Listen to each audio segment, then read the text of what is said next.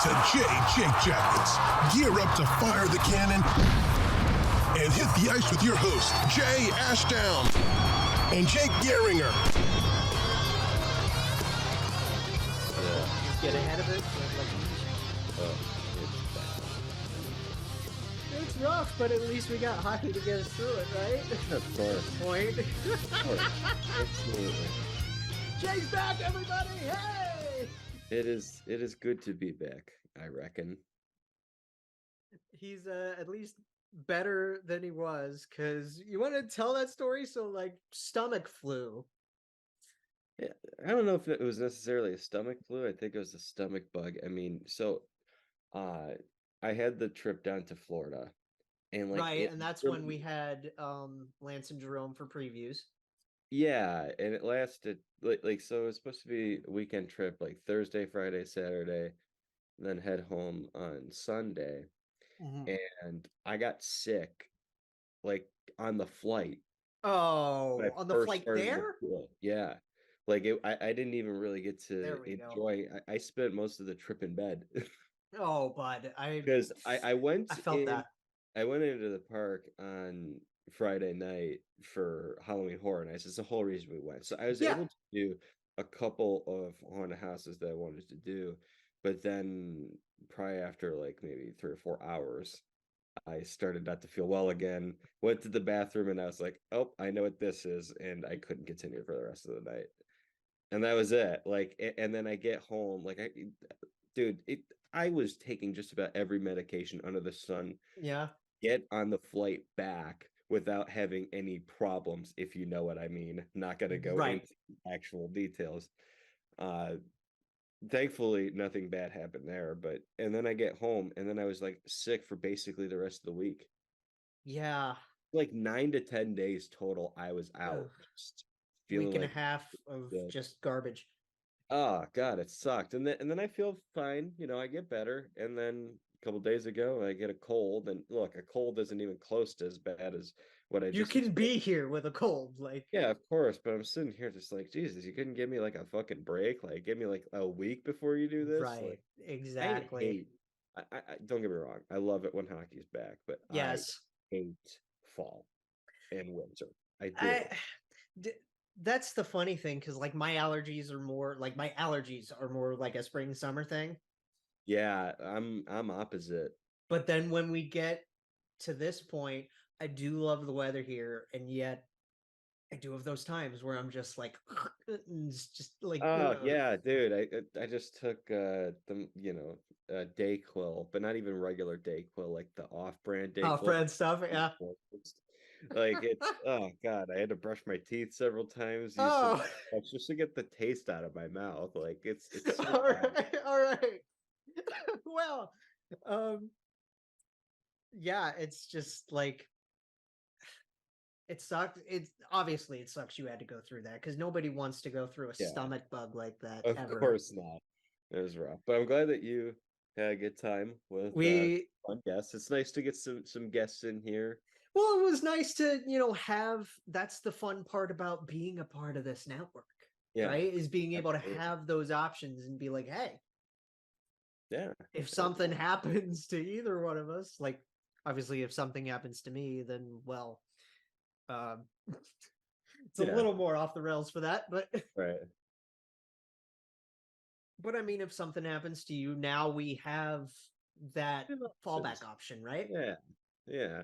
All right, let's get into the meat and potatoes of the meat and potatoes. We're starting with your first Kepi Keeper of the season, brought to you by our buddies at DraftKings. NFL is going strong. Your team sucks. My team is on the mend. Yeah, Bears are they're certainly a team. That's what we're a team. Yeah, I'll bring it back the old 18-19 Ottawa days, right? DraftKings Sportsbook is hooking new customers up with an offer that's even stronger than the league itself. Bet $5 on any game this week to score $200 instantly in bonus bets, and DraftKings isn't stopping right there. All customers can take advantage of a sweetener offer every game day in October. So let's take a look at our DraftKings money lines here. I should have done this before we actually hit record and open this. NFL. Here we are. Ooh, Ravens Lions looks fun. That was a good game last year too. I think that was last year. The Justin Tucker kick. Maybe The Tucker kick.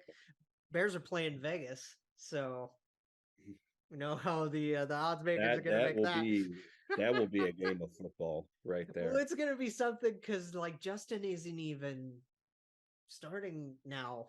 No, he's hurt, and the Raiders are only favored by 2.5 on the road. Oof. Oof. That should be like the easiest bet of all time. Oh yeah. Why is this? It's so everywhere.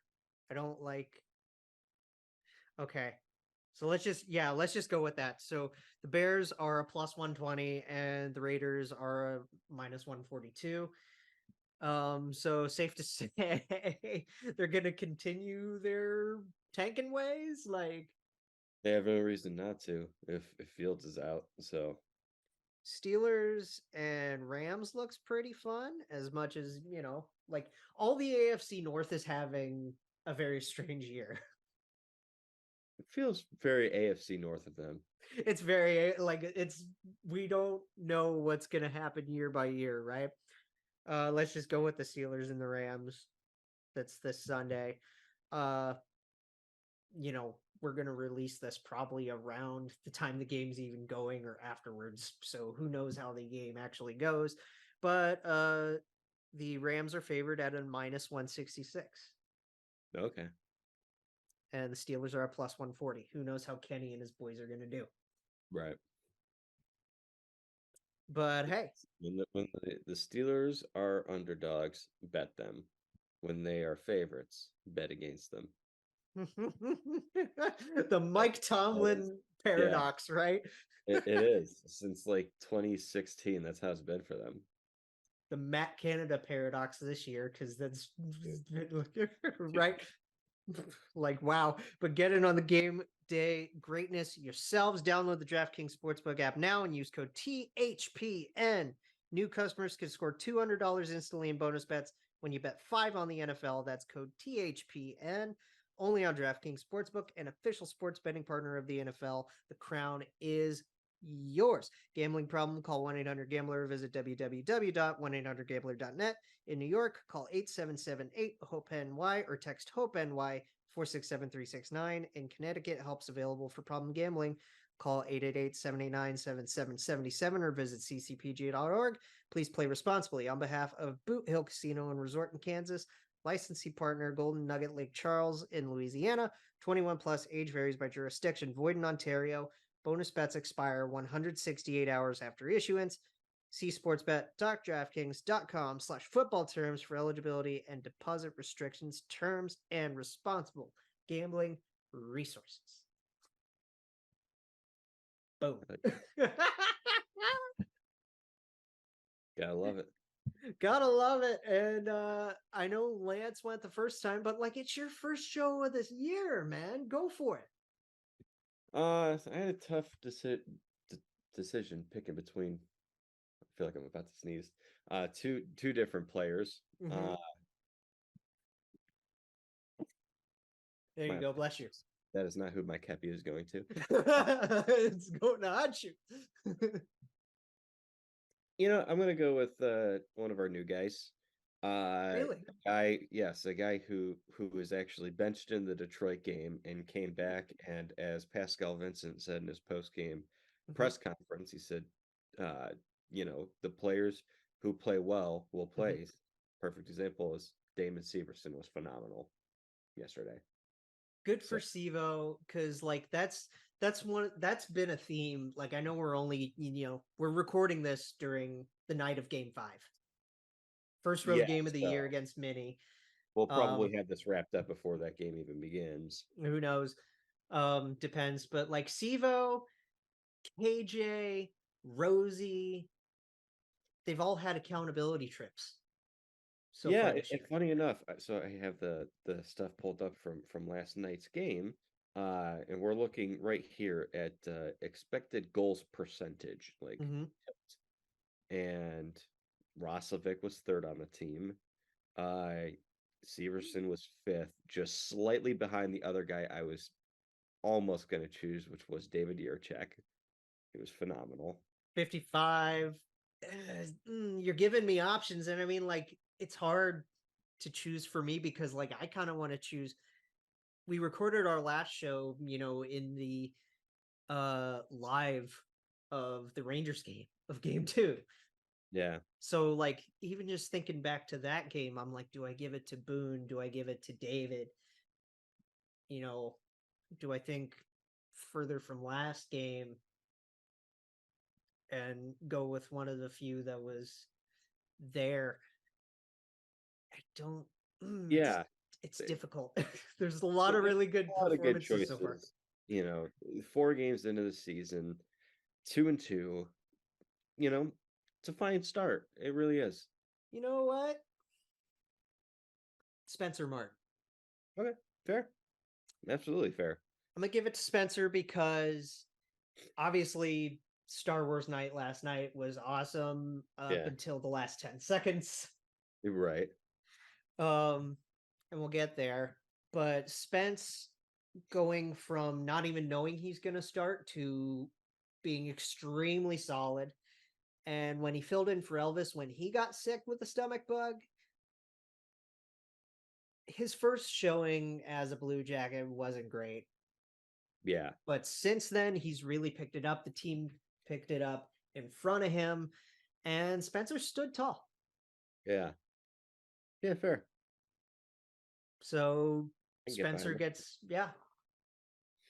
honorable mentions. Also heavily considered Justin Danforth. Danny had a great game. Curls had a great game. He has been since coming back. So I have this pulled up, but to start the season through 4 games, who leads the Columbus Blue Jackets in expected goals? Expected goals. It's got to be Danny, right? Nope. He's fourth. He's fourth. Okay. Who? Oh my God! I'm just racking my brain.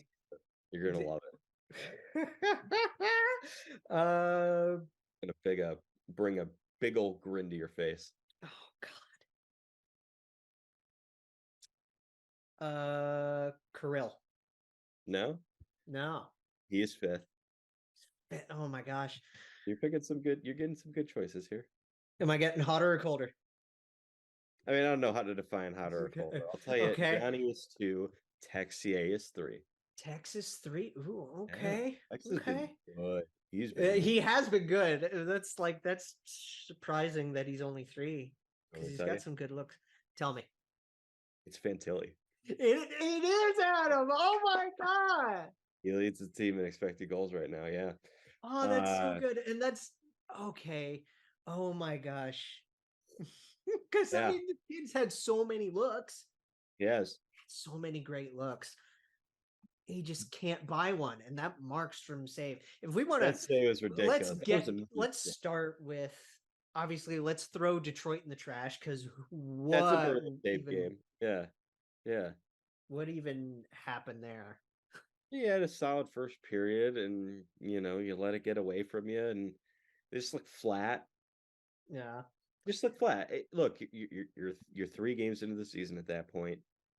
It stinks to have an absolute stinker, but yeah, I like that you have gone out and had 2 losses that you've immediately followed up with wins, and right. Pretty convincing wins. The Rangers win was a convincing win. Last night's Flames win was relatively convincing, not quite as convincing as the Rangers one, but pretty damn good. It's amazing what happens when this team gets goaltending. Elvis was good the first 2 games he played, and Spencer Martin wasn't great in the Detroit game, although I didn't think he was necessarily bad. He was excellent against Calgary. So obviously burn the tape with Detroit, especially because it's like that's James Reimer. And I say what you will about James as a hockey player anymore, because like he's Yeah. older and He's what, like 35, fine. 36? Somewhere in there. Yeah, he's up there, and he's been playing for a long time. Yes. So It just feels obviously like, Lance and I talked about all the Pride tape stuff last show. Right? And getting shut out by one of those guys that made the headlines for being against all the Pride nights. yeah, Feels kind of that's icky. not fun. It Yeah. feels kind of icky, doesn't it? Well, I mean, even though you do employ one of those players, actually. Yeah, you employ the player, which again, it- we addressed that, and it was just like not to as much as get into okay. that Let right me now. no, and let me Provorov has praise. looked really good. Yes, let me praise Ivan for just playing out of his mind.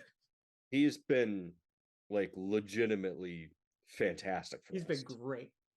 I think he is a talented player who is. They were asking a lot out of him these last few years in Philadelphia.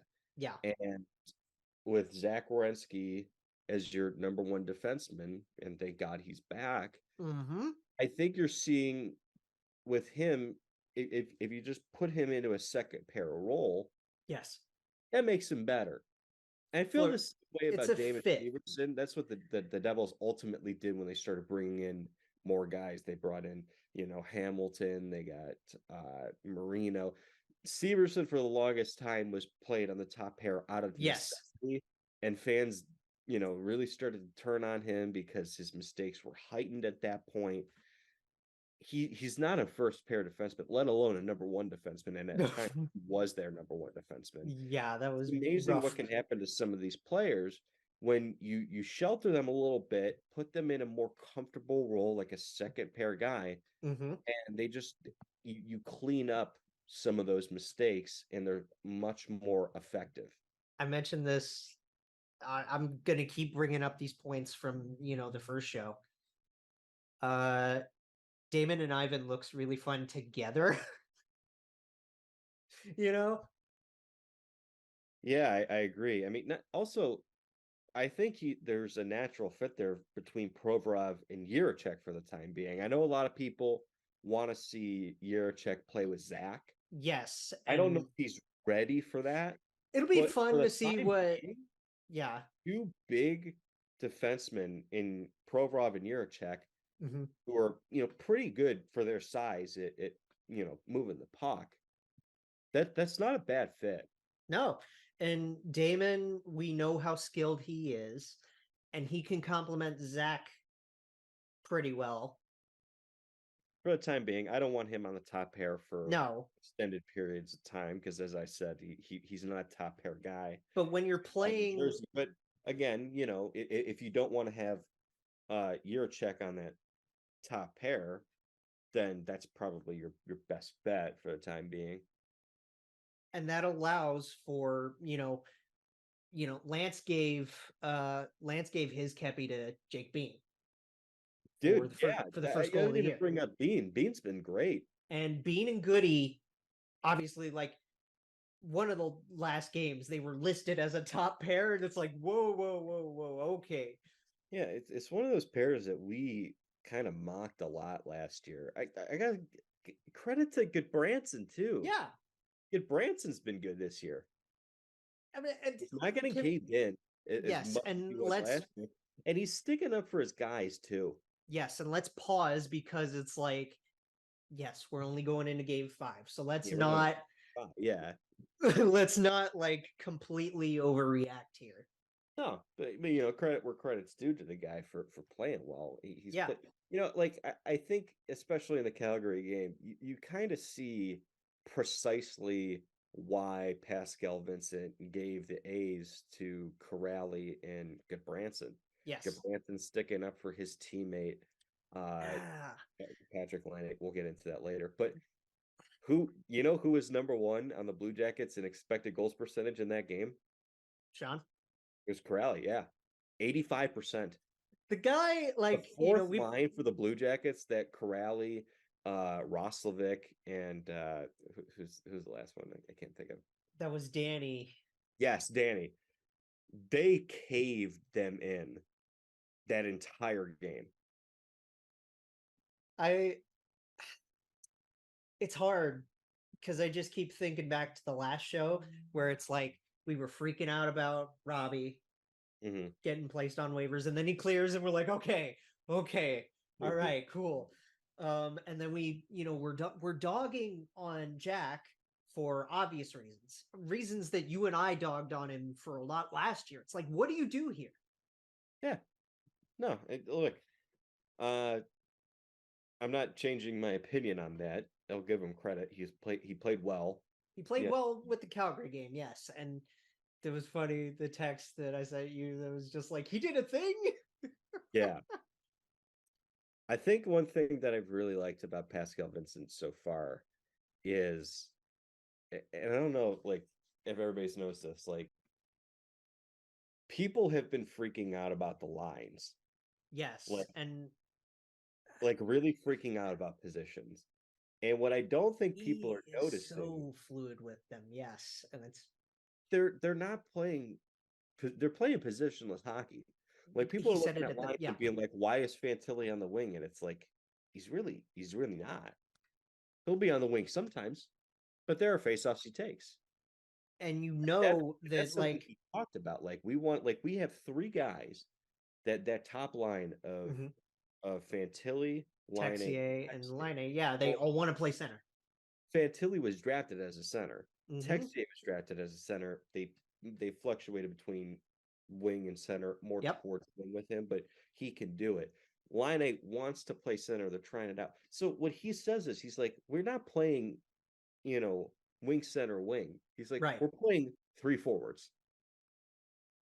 And that's something the Devils do. Yeah, and that's particular with Jack Hughes. That's a big advantage when you have, and I mean, like, forget Adam, Patty, Tex for a second.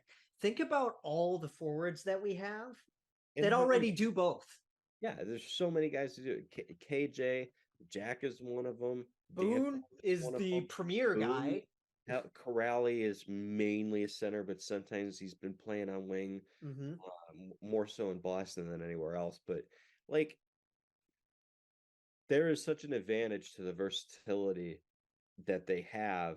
Yeah. And it's the first time that I feel as if it's actually an advantage, because in years past, it felt like we were so hell-bent on pegging these guys as you're a winger or you're a center, or like what side are you going to play on? And finally we have a coach who's just like, who's embracing he's like, we'll play it by ear. It's like the fact that these guys can play all these different positions, we'll let them figure that out for themselves. And that is what I really loved in the first couple of games. Yeah. When you put Cole on Patrick's left. Yeah. When you have a guy like Cole Sillinger on Patrick's left, or a guy like Fantilli, you have guys with center experience that can fill in for Patty along the gaps. Yeah, and like, God, Cole, like, getting into a fight with Patrick. That was awesome, wasn't it? That was great. I know, like, I feel like you're seeing, like, I know there was a takedown. It is only like, 4 he games. lost the fight, but he didn't really lose that fight. No, look, he's fighting Nazem Kadri. Like, he didn't get his ass whooped. I was gonna say, yeah, it's Nas too. Like, that's a huge ask to fight Nas. Like, I think you're seeing. Funny enough, like, I know it's only 4 games, and they're only 2-2. What I like is the fight. Yes. You didn't see it in the Detroit game. You did see it the other 3 games, though. It should count for something. They don't give up. Especially from these guys that you need to see something from. Jake Bean has played pretty well. He's in a contract year, and he's had injuries over the years. And when he was healthy, he wasn't always playing the best hockey. Right. See from him so far through these first 4 games. We're seeing fight from Goodbranson. We're seeing leadership from him. We're seeing Jack Roslovic and Damon Severson after getting benched. those guys step up in the next game they play. Like we're seeing a lot of fight. And I think that's one of the things we really, really wanted to see. Not to mention your captain, Boone Jenner. Josh Always doing, Rose, really good. Your best defenseman so far this year has been David Juracek. Like, Can there's we so shout much out Marshy for already being 3/4 of the way through Yeah. his assist total? Like, Good Lord. Like, good for him. I mean, and I wanted to mention this more towards the top because of you being out so much. Obviously, we're more into the recap segment, but I did mean to mention big thank yous to Lance and to Jerome for filling in. Yeah. Because obviously, like, positionless hockey, positionless podcast. Yeah. And shout outs to those two guys because you guys were awesome. And I And can't big wait to thanks have, from my end for filling it for me. It's a big help.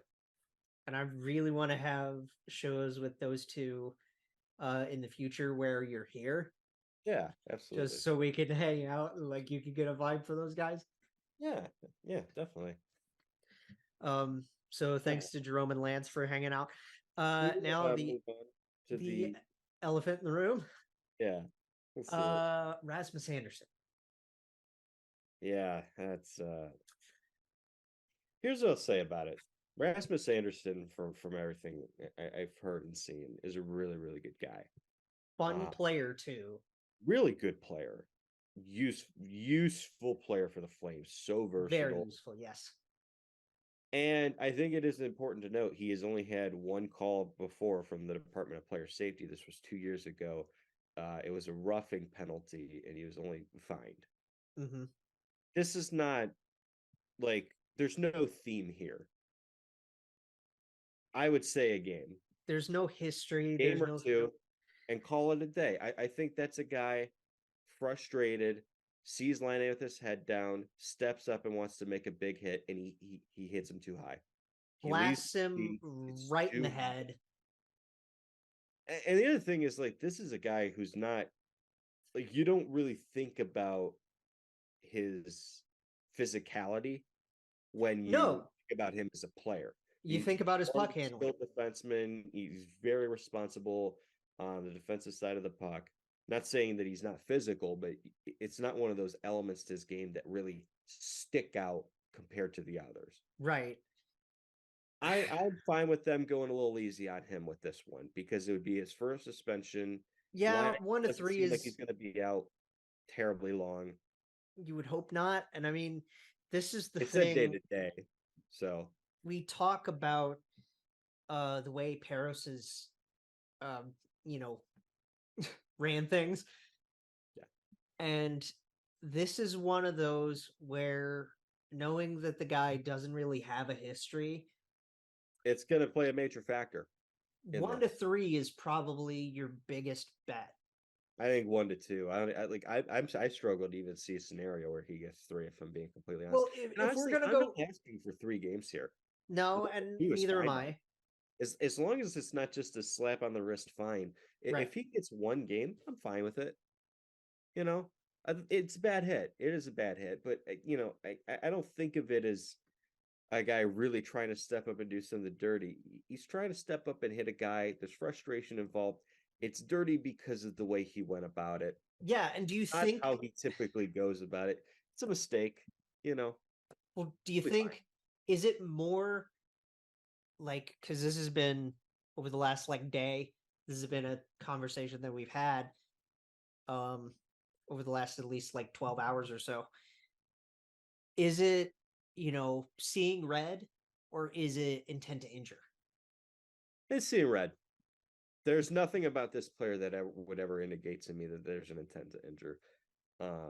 It does suck. How circumstantially, the timing of it's bad. Yeah, circumstantially, the last 10 seconds of the game, that's.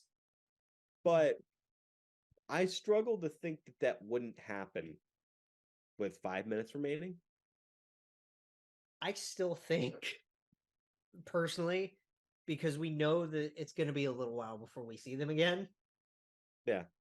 But knowing what Goodbranson and Johnny think since they're former Flames, There's going to be there's fight. going to be a huge circle on their calendars for January 25th. Yeah.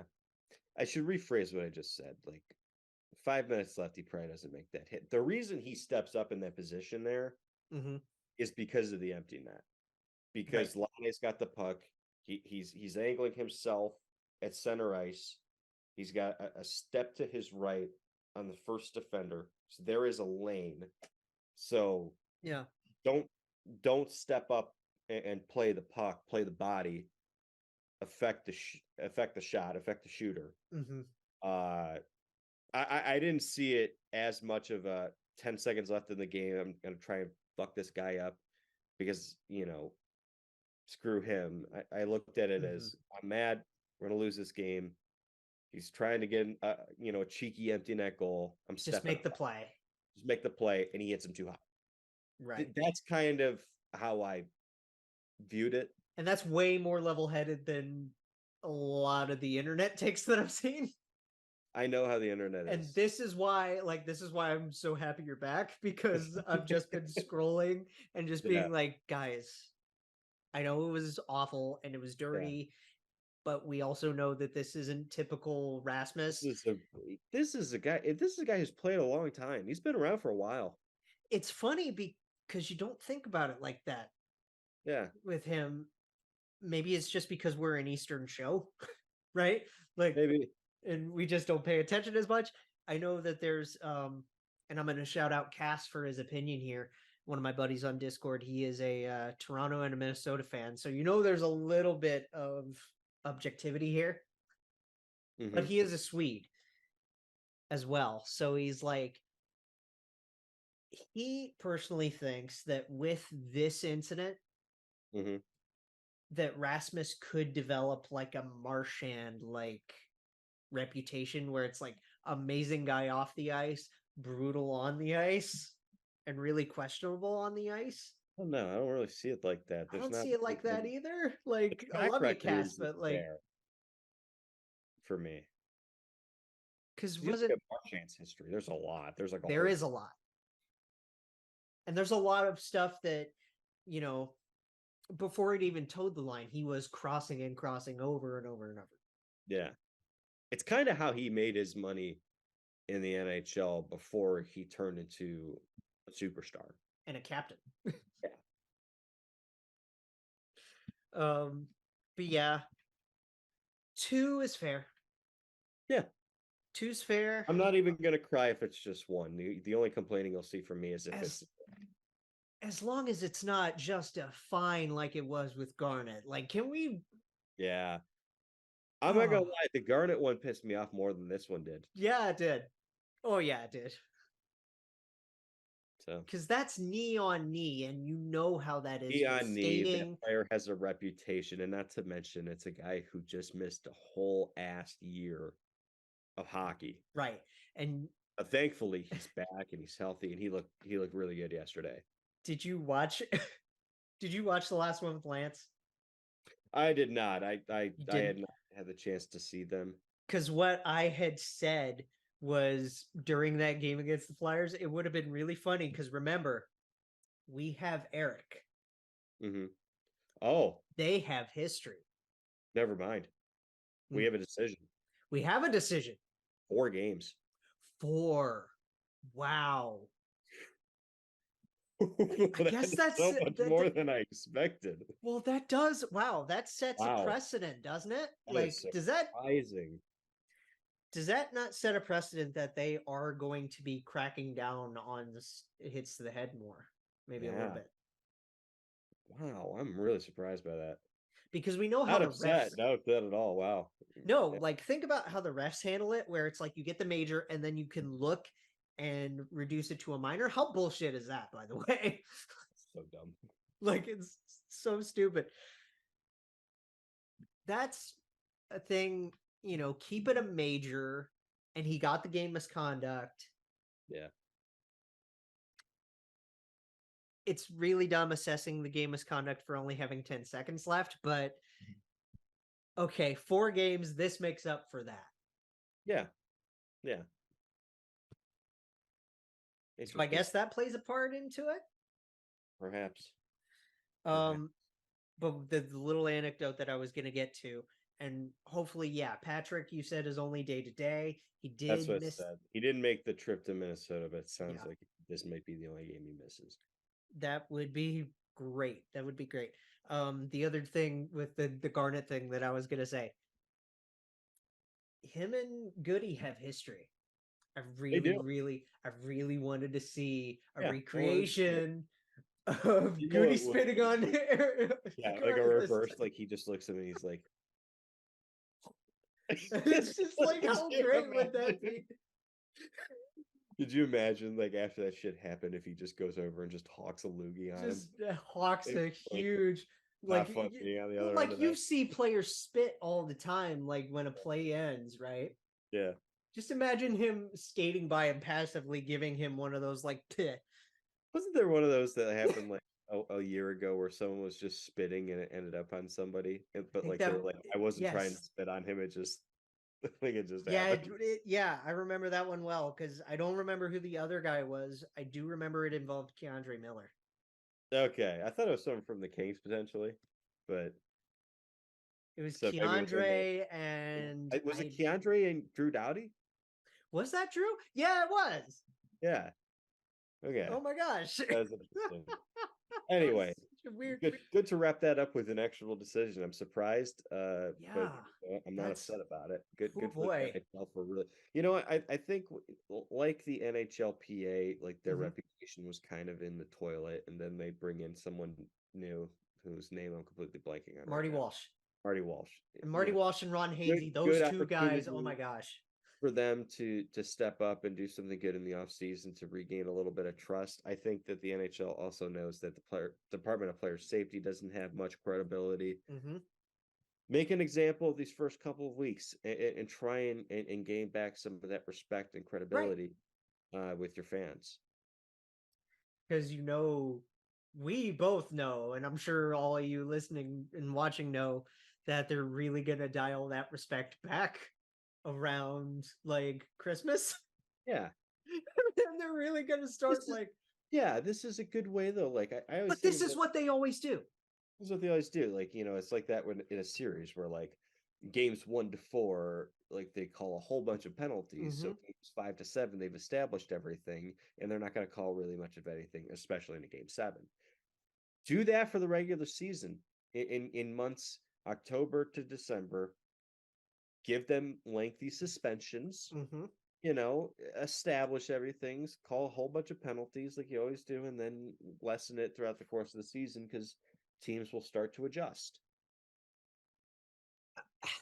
I was going to say, yeah, that's more of a team adjustment thing, but I still think that, they need to reflect what the action is. Yeah. I think so. And hopefully we see that around January, February, when those suspensions do start, becoming less of a timeline. Yeah. The other big thing with us to go through Columbus news is Liam. Liam Foudy got placed on waivers yesterday, and he got claimed by Nashville. Yes. So Liam Foudy, you and I were extensive with Liam Foudy last year. We went through a whole roller coaster with him for the last 2 years. Yeah, look, this is a player they reached on. They drafted him higher than he was expected to be picked. And part of the reason I think they did that was because they saw a really, really speedy player who worked his ass off, played a two-way game, and they were hoping that the offensive skill would develop. Right. It didn't. For the longest time, he couldn't score goals. They placed him on waivers a couple of times last year, I think, right? I don't remember that. Maybe they didn't. Maybe they just... I don't remember if he would, would he have been waivers exempt still? Would have been 22, I believe, at the time. Yeah. I'm not sure. Maybe they did, maybe they didn't. All I know is that what happened was, I remember Portsline said this, they kept him up for most of the year. Mm-hmm. And there were times he was waiver eligible that they did everything in their power not to waive him. Right. And that's when he started to at least, score a goal here Pick and there. things up a little bit. And that's the thing. We've gone from, with this whole Liam Foudy saga, we went from, why is this kid not making the team? What's wrong? We want to see him, right? And then he And played then he makes 40 the games team, and and we're then like, he we plays. get it now. And it was like, yeah, we understand why now. And then later on, a little bit. when we were like, wishy-washy and finally deciding, okay, we need to tone it down and start going for the draft, Liam picks it up and he built a lot of chemistry with Sean Corrali, which was kind of cool to see. Good kid. Good Wishing him kid. best of luck in Nashville, but frankly, he didn't fit. Good kid, and yeah, they don't need him really. Like they have, they got Kent Johnson, they got Sean Corrali. Think about some of the other players that they've drafted over the Cole years and who will be up soon. Cole Sillinger. They don't need him anymore. It sucked that he didn't develop into a useful player for them. excuse me, Maybe he will develop into someone useful in the bottom six for Nashville. But maybe at the end of the day, I'm not crying about this. They don't need him. he gets to reunite with an old buddy, Luke Evangelista. Kind of fun. Nice. Yeah, I guess they played together He'll in London. fit in Nashville because Andrew Burnett loves speed. Yes. So he'll at least fit the identity of what they want to do. Yes, absolutely. I do think they played together in junior. Anyway. Same team. I don't know if they actually played together. Maybe they did for a year, but still. In London together. They got that connection. Maybe, yeah. So that's fun. And yeah, I'm wishing all the best for him. He'll get to play with another, he wasn't a Columbus prospect, but he gets to play with Kiefer, which is fun. Columbus kid. Is he still with Nashville? Kiefer is, unless he got traded to Colorado or something.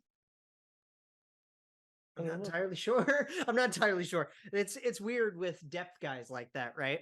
He is still in Nashville. Hey, is he? Okay. Oh, that's right. Because didn't he score one of the first goals of the year? You're right. Yeah. Because I remember Ryan O'Reilly scored the first goal of the season, and then I think Kiefer was on one of those. Ryan O'Reilly is a Nashville Predators. I'm never gonna get used to that. It's crazy, right? It's the same with Luke Shen. I don't like it. I don't know. I kind of like Luke Shen a little bit more there, but yeah, I have no problem with Luke Shen being there, but Ryan O'Reilly does not. You know what's weird? What? Gus. Yeah, Gus doesn't make sense either. Gus as a Pred is very strange. Just stay with the Wild. He fit there. He fit with the Wild. He fit with us. Hell, like, oh my God, I miss him. Anyway, I do want to do my little fantasy corner. Yes. Because this is fun. And, we went for like 45 minutes on fantasy, just talking draft and all this fun stuff. I made a couple of moves, made a couple of matchup acquisitions this week. I lost to Kyle. So GG's Kyle. But I lost like by less than a point, or like a point and change. So it was a lot closer than I thought it was going to be. Nice. Very fun. Get close. Cover the spread. That's what's important. Cover the spread, right. And I'm playing our buddy Neil this week. I'm playing our commish. Oh, nice. Mr. Villapiano. Yeah. Take home the W. I am down going into this 15-game day, which we'll get to at the end. Yeah. As the games are going, I am currently down by 2 whole points. 64.2 to 62.2. Jeez. Look at you. Hey, Matty Nyes has some stuff going on for me. He's got an assist and a shot, or an assist and a hit. So I got some stuff from my Leafy boys going on. It is weird because when you get into game days like this, where it's like, who do you pick when you have everybody playing? Right. And then as far as Neil goes, he's got some stuff from Brock Nelson, Adam Pellick. Fun. I've got Matty Nyes, Jake McCabe, a little bit from Besser. which, by the way, that comeback early on like day 2 of the year, fueled Yeah. by Besser's freaking 4-goal game. Oh, Dude, good for him. great for Besser to start the year, right? I He really needed like a that big player start a like lot. him. Yeah. But yeah, I'm only down a couple of points to Neil as we head into our second to last game day of the week. It's fun this year because I made a couple of acquisitions already, getting Nyes. I added Trent Frederick and Marco Rossi last night. Okay. Because It's a the good thing, job. because the thing with me, in terms of like making these matchup acquisitions was like I have a lot of guys that are right wingers. I had like 5 right wingers, and I needed more guys on the left. And Okay. You know what they should do? They should do forwards like the Blue Jackets do. they should just do forwards, right? I'm very excited because I still have all our kids. I have KJ and Adam and Marshy. Nice. So I'm excited to see how all 3 of those do as the season goes on.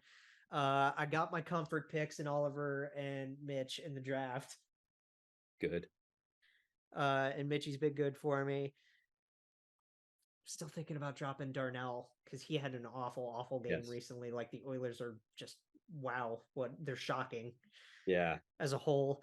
Tyson Berry, I got Damon. Damon was doing good for me yesterday. Yes. Um, He did not help you much during the Detroit game, though.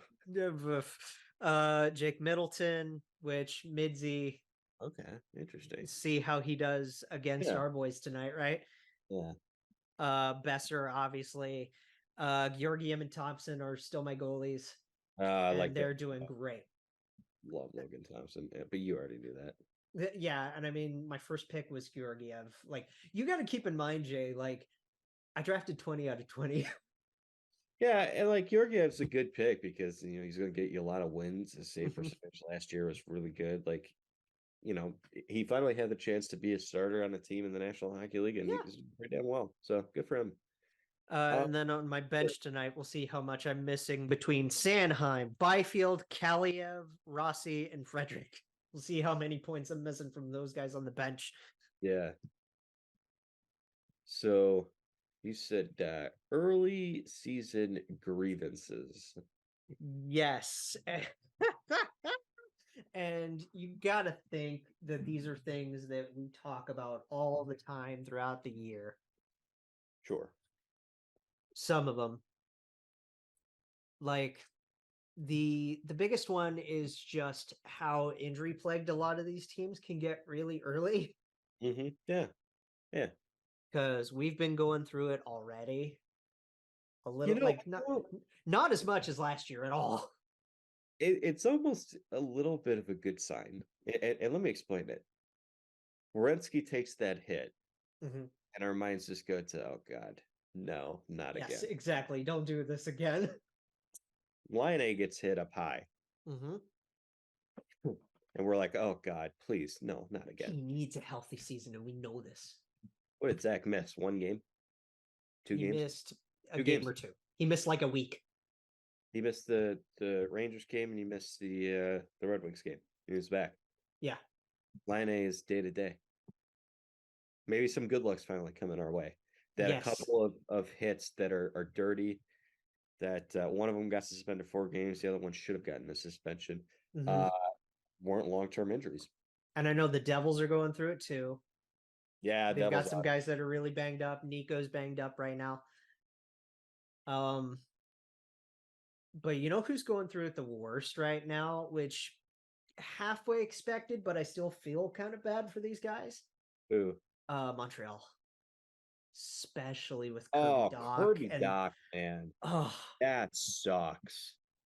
I feel for that kid. That just talk about a gut punch for everybody.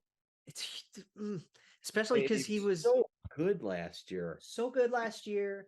He took those steps necessary to establish himself as a legitimate top 6 guy for them. Guy that could play with Slav. The guy that they really that was, we saw shades of the guy that Chicago believed that they were getting when they took him 3rd overall. Right. That sucked. I feel for him. They had, like, I remember just a few days ago, just talking with Montreal friends. I think in one day, they had 4 or 5 players within the organization, whether that's, NHL caliber, fringe guys, what have you. They had 4 or 5 guys going out with long-term injuries, or at the very least, like missing at least a couple of weeks. It's awful. And that's so hard when the injury We bug know what just that's like. immediately bites. We know it. Yeah. This is the one thing I want to say about the start to the season, because I've seen people freak out about some games and overreact. And you know how it goes in this fan base. Yeah, But it's like especially any other because, fan like, base.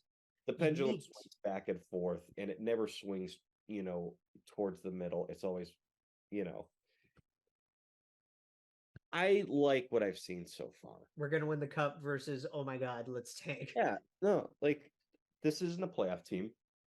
This isn't a team I expect to finish with anywhere over 82 points, which would be point Yeah, I still think where we were 2 years ago is very feasible. And it's funny because where we were 2 years ago, we punched so far above our weight, Right. it wasn't even funny. Meh. And that's part of why we crashed so hard last year, on top of the injuries and everything else. I think what has really stood out to me so far from the team is there seems to be a bit of a jolt in terms of the way that they respond to the adversity they face. Right. Now we actually have guys that can help churn that response, Yeah, so to speak. Like, you bring in a guy like David Severson, who came off 52 wins last year with the Devils, a first round playoff series win against the Rangers. You go out, you get Ivan Provorov, who the Flyers were bad last year, but they're still better than what they were supposed to be. That's a guy right. who's got playoff experience too, in particular with the bubble. Um, like I think that they address things that they needed to the best of their abilities this offseason. And I've enjoyed the the process. Right. And I think that's one thing that this team, as well as its fans, desperately needs to get behind, in particular with Pascal Vincent, Is the process. is the process. It's not going to be results immediately. No, and it's Coach not. of the Year award. Let me tell you, if this team makes the playoffs, which I don't think they will, but if they make the playoffs, Pascal Vincent's got that freaking Coach of the Year award on lock. You sure it's lock? Absolutely. Well, because Oh my God. Everything that this team has gone through, from how awful last year was. I was gonna say that's a the hell of a take to whole be a Mike lock. Babcock stench. Yeah, and the Babs to right. being predicted by everybody to finish either last in the division or seventh, maybe sixth at best. Mm-hmm. To make it to the playoffs, which again, they're not going to make the playoffs, but if they were, my prediction was still, I went 6th, right? I can honestly see kind of that much improvement depending on how things go. Yeah, I'm not there, but I'm hopeful. But at the end of the day, it's not about the results. It's about how is everybody individually performing. Exactly, because again, we talked about it just a second ago. They punched so far above their weights a couple years ago. I think that kind of distracted us. Yeah. The fact that it wasn't really a good hockey team. And it didn't look... Got outchanced most night. Yeah. The defense was in shambles. Nothing was crisp at all. They scored way more than they were supposed to. Mm-hmm. Got off to a really hot start under Brad Larson.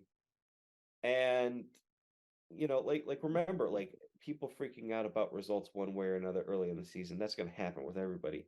Just remember, Brad Larson, when he was the head coach of the Blue Jackets, started off 12-6. Right. Just remember that. It's not about the results. It's about the process. And I think that's the best example I could come up with it, because everybody and their brother told me this was a bad hire in Brad Larson, and we agreed. We said it was a bad hire from the get-go. Guess what? Oh It yeah. ended up being one. But for a moment, we kind of distracted ourselves because of a record rather than the process. And right now, what I see from the Blue Jackets is I know it's not much. It's not much of a sample size, but Elvis looked pretty good through his You're first seeing you're season. seeing Elvis look good. You're seeing, Patrik become more comfortable with the idea of playing center. Yeah. You're seeing Texier obviously feel like himself Let me again. tell you, man, like of all the players they brought in from this offseason, we talk about the big acquisitions of Severson, Provorov. I don't think there's a bigger addition to this team Than Alexander than just Texier. having Tex come back. Yeah. You can tell what just the juice he brings. Well, it's his personality. Yeah. Think about who this kid is.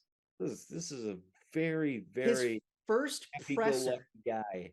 His first presser back with the media. He was grinning from ear to ear, and he was like, "God, I missed you guys." And I think we should have known from the get-go that this is the best version of Texier we were ever going to see. When from the get-go he was playing on the top line. Yeah. He had a good training camp, good preseason, and the first few games of the season, he's like, okay, you're gonna play with Fantilli and Laine. Right. And the other thing I want to talk about, like, because you and I talked about this ad nauseum last offseason, and it's what everybody talked about. When we signed Johnny Gaudreau, we were like, oh man, this is really going to open things up for Patrik Laine. Right. And the whole expectation was Gaudreau on one side, Laine on the other. Figure out who plays center. For a while, it was Boone Jenner, and then we were like, oh, it'll be Adam Fantilli when we drafted him. And what Pascal has told us directly in the media, if you listen to what he has said, because I paid attention to all of his press conferences. As you should, because in your own words, he looks damn good for 52. He said it. He was like, honestly, like, I don't play them together because they don't complement each other's games the way everybody thinks. He's like, Gaudreau actually complements Marchenko better. Yeah. And Texier and Fantilli work better with Laine. And I actually think that's a huge advantage to be able to have your top two forwards in Laine and Gaudreau playing on separate. Yes. And we thought the same thing later on, where it was like, okay, you load up, you put Johnny with whoever. Like, he works well with Boone. We know this. Yeah. They have plenty of chemistry. The Gaudreau, Boone, Marchenko works. It really does, doesn't it? Fantilli, Texier, Laine works. Keep it together. That's such an awesome top six. It is. When things are clicking, and they're clicking right now, it's awesome. Well, that's the thing too, going into, tonight, and obviously this is going to start soon. That was my big confusion with putting Jack up there. Yeah. Yeah. Like, I don't know how this is going to go. Yeah. Look, I hope it goes well, because, knowing what we think about Jack right now, if he plays well, that'll at least like calm a little bit of nerves. Look, he said it himself. He said, the better you play, the more you'll play. Right. Jack played well. So he's going to earn more ice time. So we'll see. And this is the time to get the blender out in the early stages of the season. See who works with who. Try new things. We finally get to see Adam Fantilli as our number one center. Like, yeah. We finally get to see where we wanted to draft this kid at. Yeah. That's going to be fun. I know the Calder race is another one of the big stories right now, because just remember how loaded this freaking rookie class is. It's not even just this class, but like combined with previous classes with guys making their debuts, like Logan Cooley. Good God, he is going to be so good. Logan Cooley, Adam Fantilli, Connor freaking Bedard. Yeah. Devin, your big boy Devin. A little bit of a small boy, but big boy. Big heart. Yeah. Yeah. No, it's going to be exciting. There's a lot of really, like, I'm sure we're forgetting plenty of them. Yeah, of course. as is, how that is. Marco Rossi looks really good now that he's able to finally get some feet on rim. Oh my God, this kid. Good for him. And then the other kind of grievance that I wanted to talk about is the scheduling. Yeah, I don't know why people are complaining as if this is a new fucking issue. And it's not a new issue, but it's not a new issue. We've been discussing this for years. At some point, I'm just like, I'm tired of complaining. This is what I expect. Like, no, but let's games last night. We got 15 tonight, and they're all at the same fucking time. Like, so let's go through this. So we started, the 10th was opening night, right? You got 3 games on opening night, easy to pay attention to, big names, all that kind of stuff, right? Mm-hmm. Then 6, then 7, then 2, and then 14. Yeah. And 1, 2, 3 are currently at intermission. And so going to this week, it was like you had 5 on Monday, you had 9 on Tuesday, 2 on Wednesday, 12 on Thursday. Real quick, just to interject, I want to make myself clear. You have 4 games on right now. 3 of them are at intermission. The one that isn't at intermission has 2 minutes left. It started at the same time as the others, but there's been 4 goal scores, so there's been a little bit of stoppages in that game.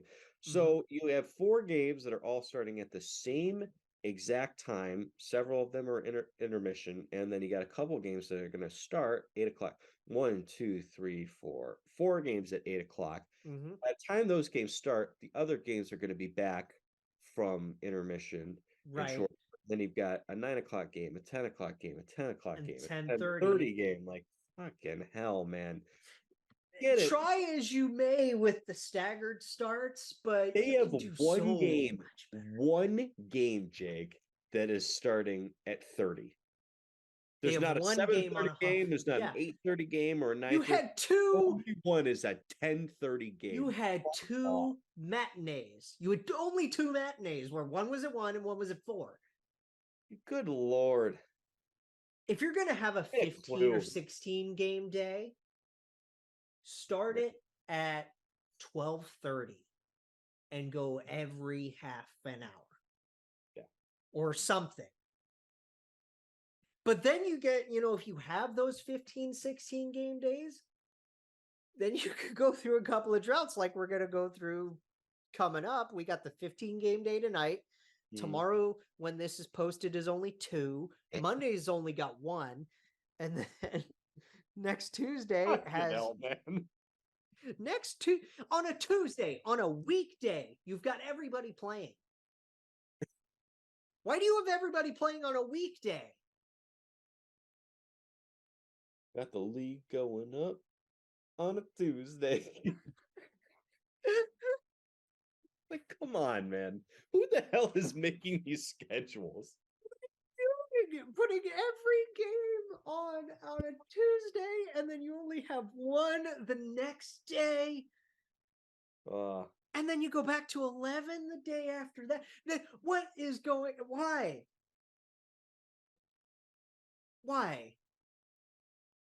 I don't... Because not only is that, like, really hard for fans to try to watch what they want to watch, especially if you want to try to catch multiple games, right? Yep. Like, think about how Shannon's going to do this year with this kind of crap. Yeah. So bad for the hockey guy, right? But it's not just watching what you want to watch, because there's also the blackouts and the RSN crap going on outside of this. I love living in Cleveland, Ohio, and having Columbus games blacked out. Yeah. I love living in 2 hours away. Yeah, I'm less than an hour away, and I can't. There was a guy on Discord complaining last night. He was like, he's a Toronto fan, and he goes, I live literally an hour and a half from the arena itself, from Scotiabank. That doesn't even factor in all the traffic and shit like that. Like, and it's like, no, you can't watch these games. Like, why? Why not? Give me a reason. Well, we want people to go to these games. Okay, I can't. Fuck off. Because you can't afford it. Yeah, because cost again, of living is 2-hour drive yeah, there and back. yeah. The lack of a convenience factor, then you have to pay for parking and tickets and food and Yeah. inevitably a beer or two at the game, which costs Yeah. $10 each or more. yeah, like I'm just so sick of it. I really am. I understand, like, okay. I understand because of whatever revenue driving prices up and whatnot, but you're also this is why the can't NHL is like actual revenue gain blacking out your product from the people who want to watch it the most. I want to know what the revenue gain is from everything else other than attendance. And how much that makes up for the lack of attendance, because that's a big thing so far this year too, is the lack of attendance. Yeah, it's a big issue. So clearly your blackouts don't actually help attendance, because if you can't watch the local product, some people don't get into the local product, and as a result, your attendance drops and to the local product. Yeah. Holy fuck. I can't believe someone hasn't figured that out. Man, I don't know. Like, I don't know how you solve it. Easy. Get rid Other of them. than, like, how do you get rid of the blackouts? Like, that's all you have to do. It's like, that's all you got to do. I don't know how, you do that as a league in your relationship Easy. with your team. Just get rid of them. Just get rid of them. Okay. Just get rid of them. Easy. Just solved everything. Because you know that you already have TV crews there to broadcast it for said local. Yeah. Like, we know Vegas is doing up. Let people watch your product. Vegas is doing their own streaming service. I think the Coyotes are doing one too.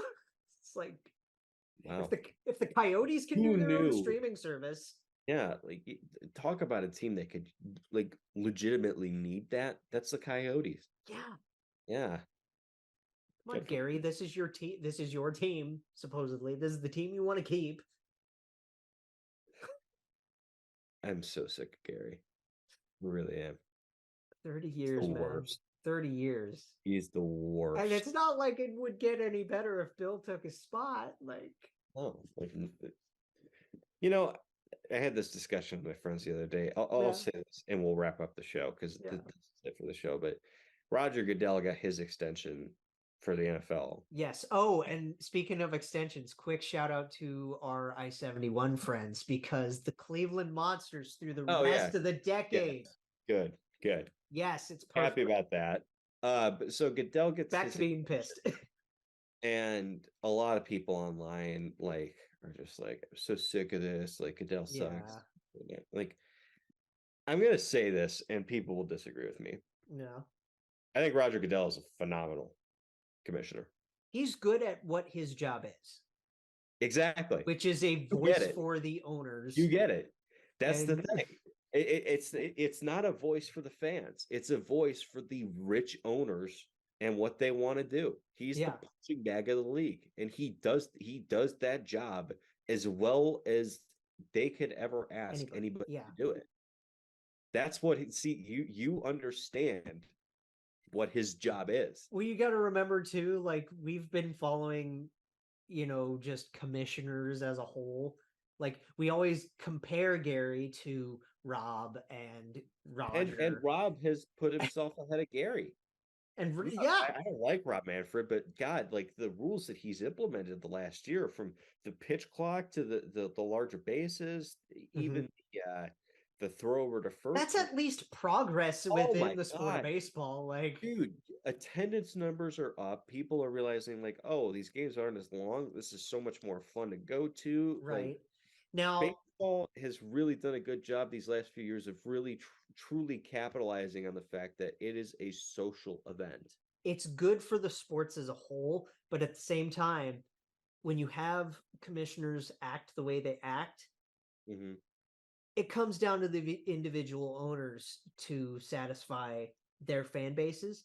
And when you Yeah. look at, comparatively speaking, I don't know, compare the Coyotes and the Athletics, Yeah. right? Because that's like a perfect comparison, right? Yes. Yeah. Yeah. The Coyotes are kind of trying to stick in Arizona. The Athletics are doing everything They in can their to leave. power to And leave. and that is not It no. literally feels like the plot of Major League. It kind of does, doesn't it? Like, we need to get rid of anything with value and make sure we have the lowest payroll possible. Yes. Drive fans away. Make sure that we have so few fans Mm. that we're allowed to leave. And The only thing that's not happening is like some like AAA manager coming up, becoming full-time manager, and like and tanking everything, 90 right? games, taking them to the playoffs randomly to piss yeah. off the owner. Like, that's the only thing not happening here. But it feels like doing everything you can to ruin the club. Like, I don't understand that at all. No, That's because bad business. it's a bad. So, like, okay, let's say that you and I are co-owners of some team in, I don't know, fucking Hamilton. Okay. And we want, we want a bid to join the NHL, right? Yeah. Gary is, the other owners are going to say no because as of right now, we're perfectly fine with 32 teams. Yeah. But Gary's also said that expansion isn't totally out of the question. Right. Rob Manfred said the same thing. Rogers said the same thing. He wants to put a team full time. He wants a European division. I tell you, that's a hard sell. That's a very hard sell for the owners. But yeah, I think expansion in baseball is imminent. I can see them going up to like 36. I think 32 is the target number. 32 is the target because that's a nice number to have. It's a nice number to have. You've got such a good market there in Nashville, particularly with the success of Vanderbilt baseball. That, and you can bring it back to Montreal. You could do Montreal. There's options for Major League Baseball. It's difficult when you talk expansion versus relocation. It is. Relocation is much easier to execute than expansion. Look at the Rays. Look at the Panthers and the Coyotes. The Panthers are in no danger anymore. Yeah. The Rays are absolutely in danger. Well, the Rays are fine. They got their stadium deal done. Well, they did, yeah. As long as it's stadium actually deal to do it in the same location you're struggling in, but whatever. Yes. That's the thing, is you need the location to work. Yeah. We'll keep it in a location that has proven that it doesn't work. I don't know. I just, for me, like, you've got a product. You're trying to expand the cap. You claim you want to grow the game, and which you don't blacking really people out of their local teams. You black people out of the local teams, so you're not growing fan bases based off of TV revenues, especially after you made 2 huge deals. You know how someone gets into a sport? Watching. Like, I can't tell you like how important, like for me, growing up, I never gave a shit about basketball when I was first here, because when he left, I was 10. Right. I got into the Cavs during the bad years because tickets were a lot cheaper, so it was easier to go to, but also because you're scrolling a TV sometimes looking for something to watch, and a lot of times if I'm looking for the Blue Jackets and the game's not on because the Cavs are also playing. Well, it's also like that's how you get into them. Like, oh, there's nothing on. Let me watch the Cavs. There's also like, let me watch the Blue Jackets. I'm a casual fan. It would be nice to watch the team not have any blackouts. And suddenly, the more and more you watch, I really like this sport. I enjoy this. I want to go to games now. Like, That's also like away. that gets into like more of a death of cable kind of, and the rise of streaming. Yeah, That's a whole other argument, right? I think they dips into both worlds of both cable as well as streaming services. Because the Streaming RSN services are issue great right for now, sports. the regional network issue right now is still such a disaster. Yeah, Bally Sports is cooked. Bally's is cooked. We know that, there are other options that individual teams are trying to implement. I'll tell you, Gary has the opportunity of a lifetime to make this league a lot more money simply by executing some sort of plan, ESPN Plus, to have all these games broadcast by ESPN Plus. Yes, if you put everything through that, and so you have people paying for this service, and if you take out blackouts, and that's only one service. That's only one thing you need to pay for. You don't have to pay for 5 different things to just watch whatever the hell you want to watch. If you're, just kind of wanting to watch this, that would help out the revenue sharing too. Yeah. And teams that don't really need that money, like, if you're up in Toronto and you're just on TSN, you can just say, like, we don't want anything to do with it. That's fine. Right. That's fine. As long as people in Toronto cannot be blacked out of their stuff from TSN, that'd be great. Like, I don't know how you execute it because I'm not a genius with that stuff, but like, there's ways to do it. They just won't. They just won't. They're stubborn. And that's what it always comes down to with this dumbass league. He's such a mule. Yes. He is like, and unfortunately, that means he's going to continue going for a while. What a jackass! Yeah, literally. literally. Oh, it's good to chirp Gary again. I think we got to wrap this up so I can continue to blow my nose. I missed you so much, bro. You have no freaking idea. Like, don't get me wrong, having Lance and Jerome on was great, but there's something about having the OG duo reunited, right? Yeah, of course. We'll see if well. I feel it's important you know that. Thank you. Yeah. Alrighty. Woo! We are back. We're gonna try now that obviously like day jobs do things and things are fluid with that. But now that we're in the full swing of the season, we're going to try our best to bring you 2 shows a week. Yeah, ideally do Tuesday, Saturdays should work. Ideally Tuesday, Saturdays, but again, it'll fluctuate. It'll fluctuate due to scheduling and things like that, but you'll see us twice a week, more than likely. And I will not be available next weekend because I'm going up to Buffalo. So all right, fun, cool. But yeah, after that, I should be like not doing anything for a little bit, so you can devote some time to just churning this out. We will figure this out. We are going to see you twice a week. We're going to roll on with that. Remember to follow all the socials, all the Twitter, all the Instagrams, all of that fun stuff. Obviously, subscribe here to the YouTube. Go check out our THPN family. Go to DraftKings, do all of that fun stuff. And we will see y'all next time. Jake Jackets, a podcast for fifth liners and all puckheads around. Follow the guys on Twitter at Snake Garinger, GARRINGER, and at by J Ashdown. And subscribe on YouTube or wherever you listen. March on.